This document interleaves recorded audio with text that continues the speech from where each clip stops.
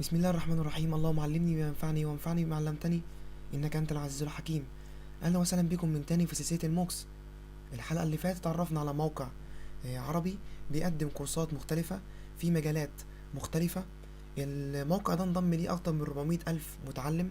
الموقع ده اسمه ادراك، مقدم من جلاله الملكه رانيا تحت شعار العلم لمن يريد. قبل ما ندخل ونتعرف على حلقه النهارده، اللي هو الموقع الاجنبي اللي بيقدم كورسات مجانيه اللي احنا هنتعرف ازاي نتعامل معاه، لازم نعرف حاجة، ان مجال الموك كبير جدا. فانا هعمل لكم ملف PDF فيه لينكات المواقع الموثوق منها اللي بتقدم موك كورسات مجانية في جميع المجالات من اكبر جامعات على مستوى العالم. فما تقلقوش من حاجة زي كده، وهعلمكم ازاي تبحثوا عن الكورسات بكل سهولة جدا في الحلقة اللي جاية. طب يلا ندخل على الموقع الاجنبي. الموقع ده اسمه إيدكس، انضم ليه اكتر من 5 مليون متعلم من جميع انحاء العالم. الموقع ده انشئ عن طريق جامعات كتير جدا، جامعة زي جامعة هارفارد، معهد MIT، جامعة بيركلي. الموقع قدامكم اهوت، الكورسات موجودة تحت اهي. تمام. لو انا عايز اشوف كورسات اكتر اضغط فيو اول كورسز. في نهاية الموقع هتلاقوا فيديوهات من الناس اللي هي حققت انجازات عن طريق الموك، اللي قدرت انها تعمل كارير ليها محترم. دلوقتي انا عايز اسجل في الموقع، على ايدك اليمين هتلاقي ريجستر.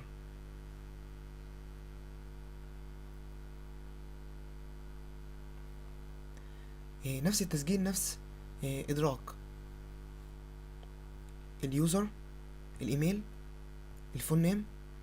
خلي بالكم ان الاسم ده هو اللي هيظهر في السيرتيفيكيت، اللي هيظهر في الشهاده اللي هتاخدها بعد انتهاء الكورس. وبعد كده في الاخر I agree create your account.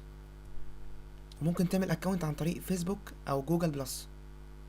بعد كده اعمل sign in، الميل فوق اللي سجلت بيه، والباسورد.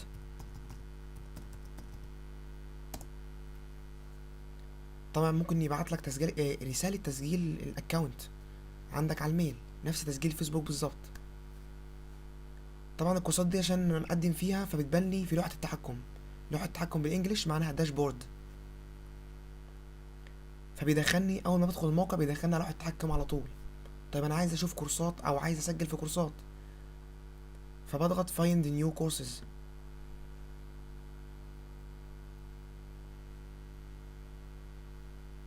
النت تقيل شويه معلش. دي جميع الكورسات في مجالات مختلفه، سواء كان في الكيمياء، في البيولوجي، في البيزنس، في الديزاين، في الداتا. في اي مجال تلاقي له كورس في الموقع ده. الموقع ده كبير جدا، الموقع ده كنز. دلوقتي مثلا انا بدور على كورس هو اللي انا هاخده. انا راجل جاي اخش الموقع، مثلا انا هاخد كورس بيولوجي.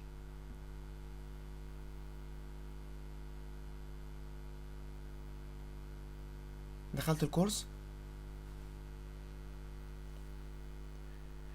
على ايدي اليمين هلاقي ان الكورس ده هيبتدي في اكتوبر 27 2015.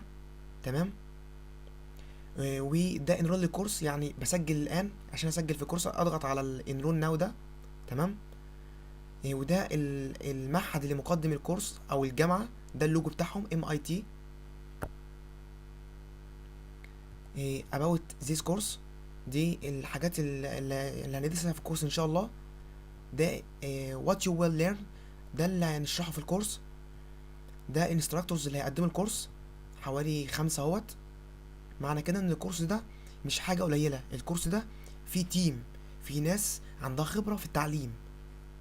في الاخر الشهادة، زي ما قلت لكم ان الشهادة ساعات بتكون مجانية وساعات بتكون مدفوعة. المدفوعة هنا $50 هنا. تمام. على اليمين الكورس ده محتاج 4 أو 8 ساعات في الأسبوع. الكورس سعره فري، لكن الشهادة أو السيرتيفيكت ب$50. الكورس مقدم من MIT، وده مرحلة متقدمة. اللغة المستخدمة انجلش. الكورس ده على مدار 6 أسابيع. أسجل في الكورس enroll now.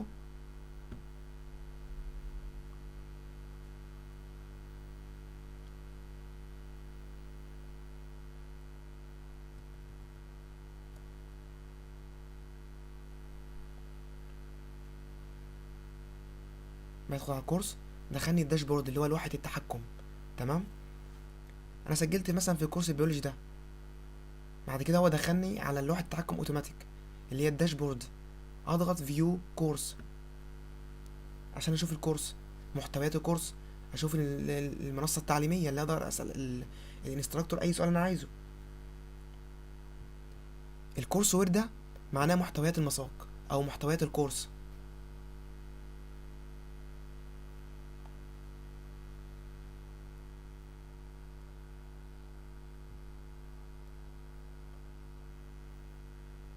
الشريط ده بيبقى فيه امتحان وعلامة الفيديو، ده علامة الفيديو، ده كده امتحان او اسئلة. الاسئلة دي على درجات. ده الفيديو اهوت، بضغط هنا كده بشوف الفيديو. في الجنب على اليمين بلاقي انجلش او السب تايتل، والراجل بيتكلم، الكلام ده بيتحرك بيعرفك انت بتقول ايه. فمعنى كده انه بيساعدك انك انت لو مش في الانجليزي كويس بيقدر انه يساعدك في حاجه زي كده، بيفيدك جدا. كمان انت بجانب الكورس ده بتتعلم لغه جديده، بتعلم نطق الكلمات. تمام. بتقدر انك تبطئ الراجل اللي بيتكلم في الكورس عن طريق سبيد دي، تضغط دي او دي او دي بتبطئ الراجل اللي بيتكلم. معنى كده انك بتقدر تتحكم في الانجليش بتاعك، انك بتشوف السب تايتل وتقدر تبطئ الراجل. فانت بتتعلم ماده جديده، بتتعلم لغه جديده، بتنمي مهاراتك عشان لما تيجي تطلع لسوق العمل تشتغل.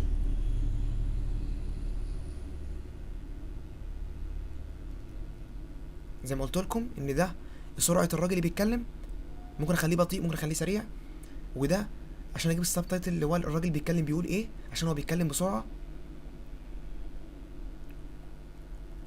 وزي ما قلت لكم دي علامه الفيديو ودي علامه الامتحان. كورس انفو اللي هو المعلومات عن الكورس او النيوز اللي على الكورس اللي بينشرها الانستراكتور. ديسكشن ده المناقشه، لو انت عايز اي سؤال تقدر تسال الانستراكتور صاحب الكورس.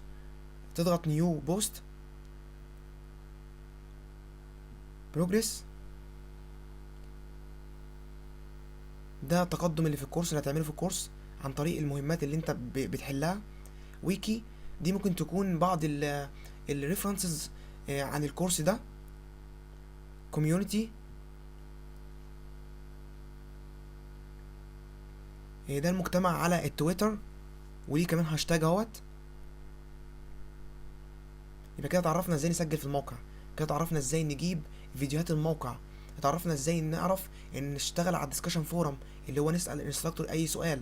ويكي دي معناها ان اقدر ايه الريفرنسز في الكورس، المصادر الخارجيه اللي اقدر استعين بيها مع الكورس، حاجه زياده عن الكورس. وكده ده موقع إيدكس. طبعا زي ما قلت لكم المواقع، في بعض مواقع الموك بتقدم شهاده مجانيه والبعض التاني بيقدم شهاده مدفوعه. طبعا دي شهاده مجانيه انا حاصل عليها من منصه رواق في البرمجه. الشهاده ديت بتفيدني جدا كتحفيز ليا، وبرضه كسوق العمل.